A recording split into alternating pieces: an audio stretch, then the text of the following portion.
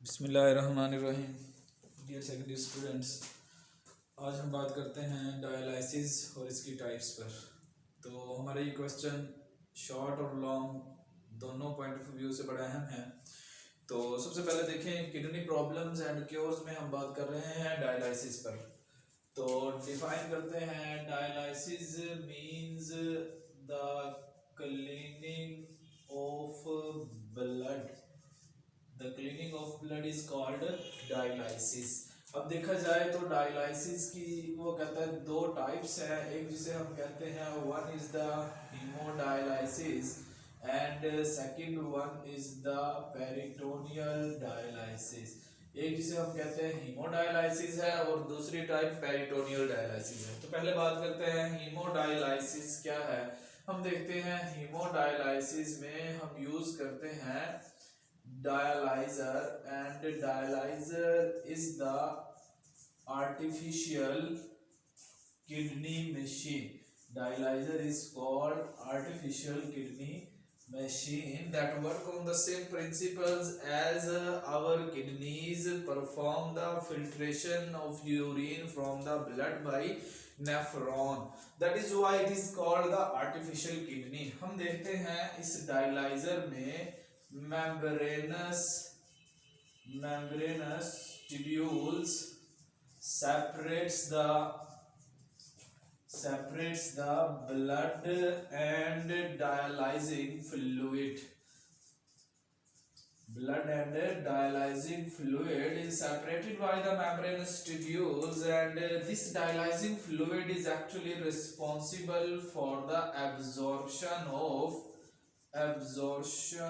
of waste from the blood. तो हम देखें अगर इसको डायग्रामेटिकली, तो सपोज किया कि ये एक चैम्बर जिसे हम कहते हैं it is the dialyser and it is the artificial kidney machine because it works on the same principle as our nephrons are working in the kidneys.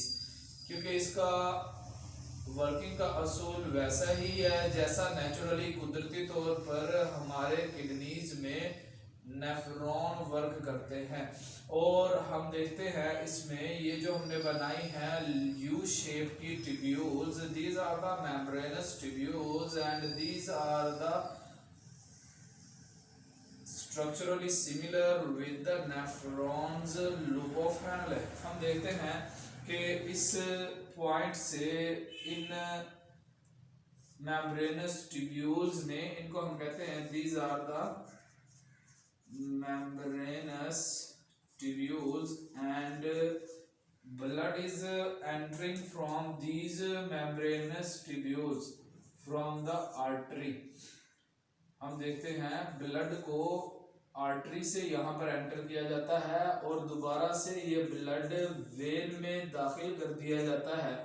तो इस पूरे डायलाइजिंग चैम्बर की सराउंडिंग्स में हम देखते हैं इस पॉइंट से हम यहाँ पर एंटर करते हैं डायलाइजिंग फ्लूइड को, और इस पॉइंट से डायलाइजिंग फ्लूइड आउट होता है। यहाँ से एंटर हुआ, इन हुआ, dialysing fluid is a specially made fluid that absorbs the waste that is passing from these membranous tubules. हम देखते हैं ये ब्लड इन मेम्ब्रेन्स में से गुजरता है और इन मेम्ब्रेन्स में से गुजरते हुए इस ब्लड में से जो वेस्ट होगा वो डिफ्यूज होके according to the concentration gradient body से इस ब्लड से बाहर ये जो डायलाइजिंग फ्लूइड है, सपोज किया हम इसको बना लेते हैं ये डायलाइजिंग फ्लूइड है। तो अब देखें इस डायलाइजिंग फ्लूइड में वेस्ट जैसे जैसे ब्लड यहाँ से गुजरता जाता है फिल्टर होता जाता है, और हम कहते हैं कि ये जो वेस्ट की मूवमेंट है बाहर डायलाइजिंग फ्लूइड में, इस डायलाइजिंग फ्लूइड में जैसे जैसे वेस्ट आता जाएगा तो ये डायलाइजिंग फ्लूइड एक साइड से लोअर साइड से एंटर होता है और अपर साइड से एग्जिट होता है। तो इस तरह से यहाँ पर ऐसा मैकेनिज्म जनरेट हुआ जैसा लूप ऑफ हैनले में काउंटर करंट मल्टीप्लायर वाला मैकेनिज्म वर्क करता है ताकि मैक्सिमम अमाउंट में वेस्ट मटेरियल की डिफ्यूजन हो सके। तो इस तरह से हम देखते हैं कि वेस्ट ब्लड से क्लियर किया जाता है, सेपरेट किया जाता है according to the principle that works in the nephrons in the kidneys. So that is why this dialyzer is called artificial kidney भी हम इसको कह देते हैं। इसके बाद जो नेक्स्ट टाइप है इसको हम कहते हैं it is the peritoneal dialysis. It is called peritoneal dialysis. Peritoneal dialysis is performed inside the body. हम देखते हैं कि our abdomen has peritoneal cavity, and this peritoneal cavity is lined by peritoneal membranes, and these peritoneal membranes have a great supply of the blood. Peritoneal membrane has peritoneal capillaries, and these peritoneal capillaries are being used for the filtration of the blood. हम देखते हैं कि इन peritoneal cavity में एक small tube जिसे हम कहते हैं catheter is a tube used to enter the dialyzing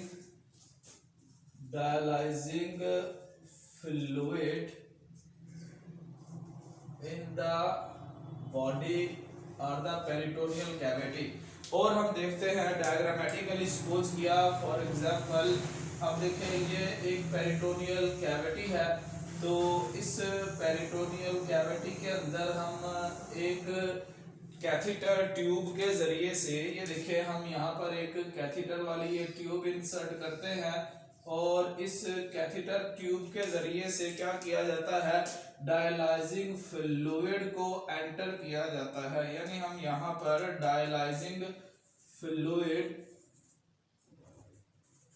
enter करते हैं, और इस डायलाइजिंग फ्लूइड को जब इस पेरिटोनियल कैविटी में फिल कर दिया जाता है, तो हम देखते हैं कि इस पेरिटोनियल कैविटी के अंदर यहाँ पर मौजूद जो पेरिटोनियल कैपिलरीज हैं, these peritoneal capillaries have a great supply of the blood, और हम देखते हैं इन पेरिटोनियल कैपिलरीज में से जैसे जैसे ब्लड गुजरता जाएगा तो उस ब्लड में जो वेस्ट मटेरियल है फिल्टर होके इस डायलाइजिंग फ्लूइड में आ जाता है, क्योंकि हम डायलाइजिंग फ्लूइड को एक स्पेशली कंसंट्रेशन ग्रेडियंट डेवलप करते हैं।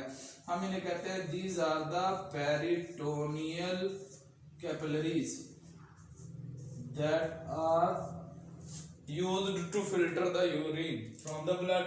अब देखें कि जैसे जैसे ब्लड इस पेरिटोनियल कैविटीज में से गुजरेगा तो ये ब्लड में से वेस्ट फिल्टर